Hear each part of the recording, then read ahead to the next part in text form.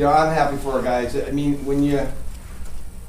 I say this all the time, like, free throws is like a virus, If you get going the wrong direction, it's contagious, and all of a sudden, everybody misses free throws. Or if you make them, they just become easier and easier. And winning's the same way, and losing's the same way. And when you lose 5 in a row, I don't care if you can rationalize Duke and Kentucky or anything you want.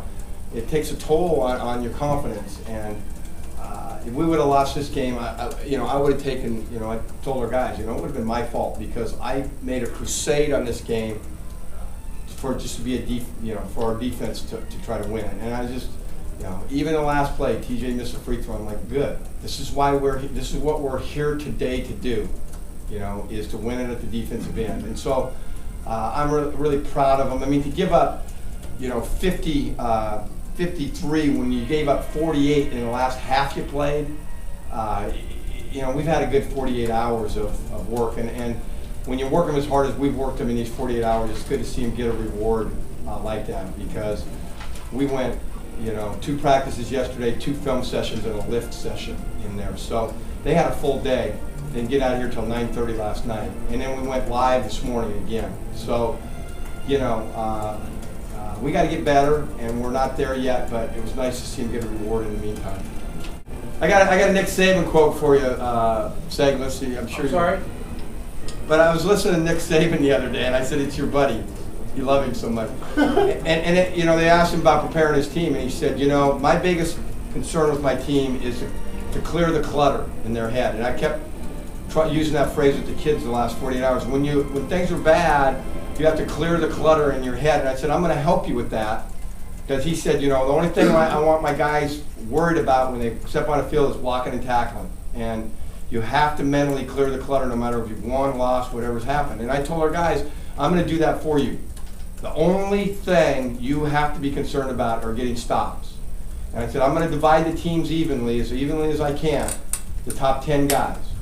And I said, you need to clear the clutter and understand that you need to go out and get stops for as long as you can. And I will keep you out there until the team gets 5 points. But we gave up 5 points, and I believe it was 43 seconds on Thursday, and I said, that can't win. So as long as you keep them under 5, you can stay on the court. And I said, that all you need to worry about is the next stop that way. There's nothing else should be in your mind. And I said, if they're at 5.5, one team played the whole half. I don't care.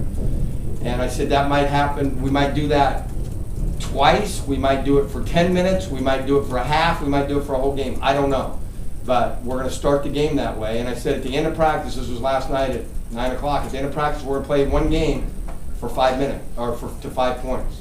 And the team that wins will start, and the other team will come in off the bench. And it was probably the best scrimmage we've had all year. It took 13 minutes of time for a team to get to 5. I was refereeing it, and I think we had 5 or 6 block charge calls, guys on the floor, and it helped the mindset. But in that regard, the negative, and I knew this as a coach, what you're taking a risk of is you got some guys that aren't ready offensively, and it really made us disjointed in the first half offensively. And so it was give and take. So I kept telling them at halftime, I knew this, that's okay. We'll score more this half. We'll play it more conventional. So I don't know. I've done that before. I did it 2 years ago at St. Louis. I did it a few times in Minnesota, but probably never that drastic in a league game that we really needed so much. So I don't know. I think it's mixed reviews on it, but I think it at least set a tone for our team defensively. Not just offensively. He was a big time disruption defensively for him. He did a great job defensively, and he's just coming into his own a little bit. We're still working on it. He missed Greg a couple times. We had like a 4-on-1, and we didn't get the ball the right places and stuff. But as far as being a competitor and a leader and trying to do what we ask, he's got to keep improving and being coached. But no kid is working harder than he is, and I did think he was the difference. He made some big shots, but he had some big defensive plays too. 5-second call was big, and so on. I didn't know what he was calling. I thought he maybe was calling a charge when he went like this, But I was wondering what Gene's doing, because that's the only way you can lose a game is a block charge call in that situation. I told him I'm fine with overtime. We're at home. Don't worry about don't let him go straight to the basket. But we don't need any of that. We just don't want to. I just don't want a 3 in this situation. And we're in a prevent defense, and I wish I would have trapped the first pass. Is the only thing different, but. I didn't know what. Yeah, he and other people said it was clearly not good. I didn't know. I thought the best thing he did is he guarded Wise. He made a couple mistakes, and and we fouled him too much. But I mean, he was averaging, I believe it was 25 points in the last 4 games, and I think he was he and Arturis, I thought, did a very good job of guarding him. Until the last shot when he was wide open and missed it.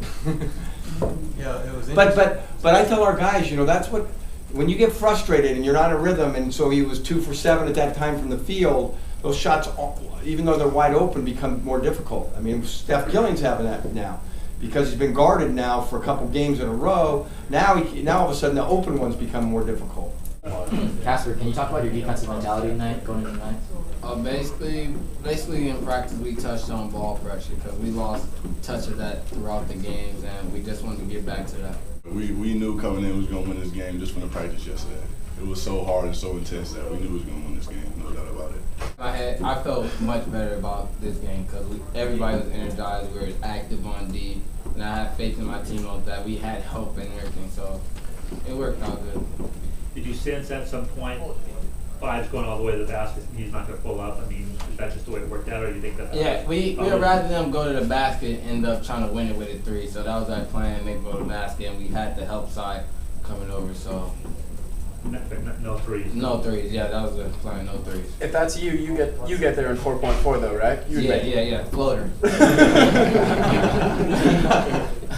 Did you when the ref blew the whistle? I mean, when he started to look like it could have been? I thought he was gonna call a block at first, and then my heart dropped, and then when he went like this, sign of relief. How'd that dunk feel tonight, TJ? Felt good. It relieved a whole lot of stress. A little extension there. So Oh yeah, I had to a little bit. See, knows you know. See, knows you. And now we can just play ball. It was a relief. We got our first win. Now it's just smooth sailing from here. But we gotta continue to work hard like we did last practice. That's what paid off.